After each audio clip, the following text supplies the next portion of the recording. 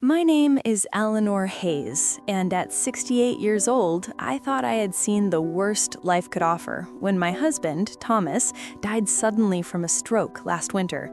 We had shared 42 years of marriage, raising our only son, Marcus, in a modest home in the quiet suburbs of Chicago. Thomas worked as a mechanic, fixing cars day in and day out, while I managed the household and took odd jobs as a seamstress. We weren't rich, but we were content. Our little cottage by the lake was our pride, a place we bought after years of saving, where we'd host barbecues and watch Marcus grow from a toddler splashing in the water to a young man bringing home his fiancée, Lydia. After Thomas passed, Marcus stepped up, or so I believed. He visited often, helped with the paperwork, and even drove me to appointments. "Mom, you need to take it easy now," he'd say, his voice warm and reassuring. I trusted him completely. He and Lydia lived in a rented apartment downtown, struggling with bills as Marcus chased his dream of starting a tech startup. I admired his ambition, even if it meant they were always short on cash. It was a crisp autumn morning when I sat in the cardiologist's waiting room, flipping through an old magazine, my heart still heavy with grief. My phone buzzed. It was Marcus. His tone was clipped, almost businesslike. "Mom, listen, Lydia and I are heading to Silicon Valley tomorrow. We've got investors lined up. I sold the lake cottage and your old station wagon. We needed the funds for the move. It's for the best. Talk soon." Click. The line went dead. I stared at the phone, my hands shaking. 42 years of memories, Thomas teaching Marcus to fish, our anniversary picnics under the willow tree, gone in a phone call. The cottage wasn't just a house, it was our sanctuary. And the wagon? Thomas had restored it himself, his last project before the stroke. Its leather seats still smelled like his aftershave. Marcus knew that. How could he? Tears welled up, but I wiped them away as the nurse called my name. The doctor checked my blood pressure, prescribed some pills, and sent me home. But home felt empty now. No car in the driveway, no escape to the lake. I took the bus back, watching the city blur by, feeling discarded like yesterday's news. Yet, amid the pain, a spark ignited. Thomas had always been the planner, the quiet protector. 2 weeks before his death, he'd pressed a sealed envelope into my hands. "Eleanor, keep this safe. Open it if you ever need to remember I'm still looking out for you." In my grief, I'd tucked it away in the attic and forgotten it. That evening, I climbed the creaky ladder, dust motes dancing in the flashlight beam. There it was, nestled among old photo albums. My fingers trembled as I tore it open. Inside, deeds, stock certificates, bank statements, and a letter in Thomas's steady handwriting. "My dearest Eleanor, if you're reading this, I'm gone, but I've left you more than memories. For years, I invested our savings wisely.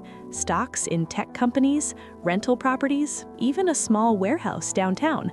We own the building where Marcus and Lydia rent their apartment. It's all in a trust under your name. I kept it secret because I wanted Marcus to build his own path, not rely on ours. You're worth millions, love. Use it wisely. Forever yours, Thomas." I sank to the floor, papers scattering. The numbers swam before my eyes. 6 properties, including the lake cottage, which Marcus had no legal right to sell, shares in booming companies, accounts totaling over $5 million. Thomas, the humble mechanic, had been a savvy investor, turning every overtime shift into a future safeguard. And Marcus? He'd betrayed me, thinking we had nothing. Anger surged, but so did resolve. I wouldn't confront him yet. Let him chase his dreams on stolen wings. I called a lawyer friend, Mr. Harlan, who confirmed everything. "Eleanor, the sale of the cottage is invalid. We can reclaim it quietly. As for the rest, you're in control." I instructed him to handle it discreetly. No lawsuits, no drama, for now. Marcus called the next day, his voice saccharine. "Mom, how are you holding up? We deposited your cut from the sales. 20 grand, should tide you over. Lydia and I are packing. This startup is going to change everything." My cut? Of my own home? I played along, my voice frail. "That's kind, son. Safe travels." He hung up, oblivious. I watched from afar as they left, social media posts of their cross-country drive, excited captions about new beginnings. Meanwhile, I delved into Thomas's empire. The apartment building generated steady rent. The warehouse housed small businesses. I visited each property incognito, learning the ropes. Neighbors pitied me, the lonely widow scraping by. "Eleanor, need groceries? Let me drive you," they'd say. I smiled, thanked them, but inside, I plotted. Weeks turned to months. Marcus's updates grew sparse. Investors love the pitch. Then cracks appeared. Posts about hiccups, pleas for crowdfunding. Lydia's Instagram showed strain. Fancy dinners replaced by ramen nights. One evening, my phone rang. Marcus panicked. "Mom, things aren't going as planned. Investors backed out. We're in debt. Loans for the move, credit cards maxed out. Lydia's pregnant. We need help." Pregnant? A grandchild. My heart softened, but I remembered Thomas's words. Let him build his own path. "Sounds tough, son. I'm managing on Social Security. Maybe find a job?" Silence. "Mom, we sold your stuff for this. You have that deposit." I sighed. "It's gone. Bills, meds." He hung up, frustrated. Their downfall accelerated. Lydia left him, taking the unborn child back to her family. Marcus's startup folded under debt. He slunk back to Chicago, tail between his legs, crashing with old friends. Finally, he showed up at my door, disheveled, eyes hollow. "Mom, I messed up. Can I stay? Just until I get on my feet." I let him in, made tea, listened to his sobs. "Lydia took everything. The debts are crushing me. I thought the startup would pay off." He didn't apologize for the betrayal, not yet.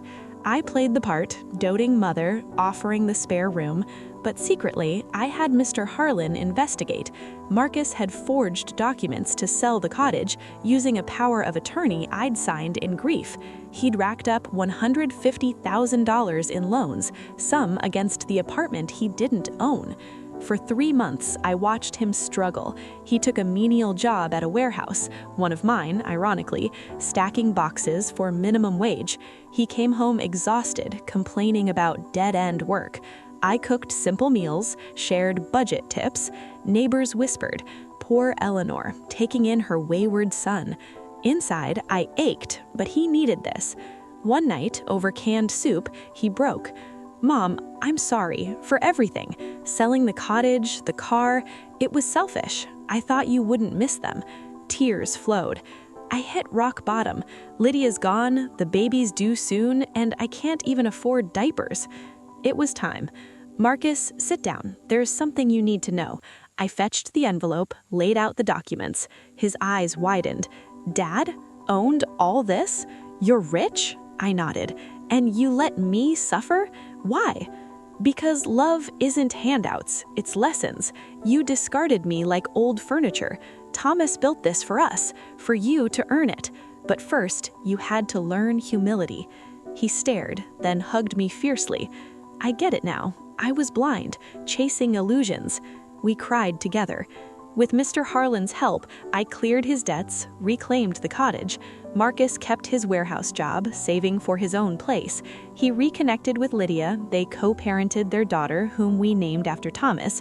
Our bond strengthened, not from wealth, but wisdom. The lake cottage became a family retreat again, filled with new memories. Thomas's legacy wasn't money, it was the man Marcus became.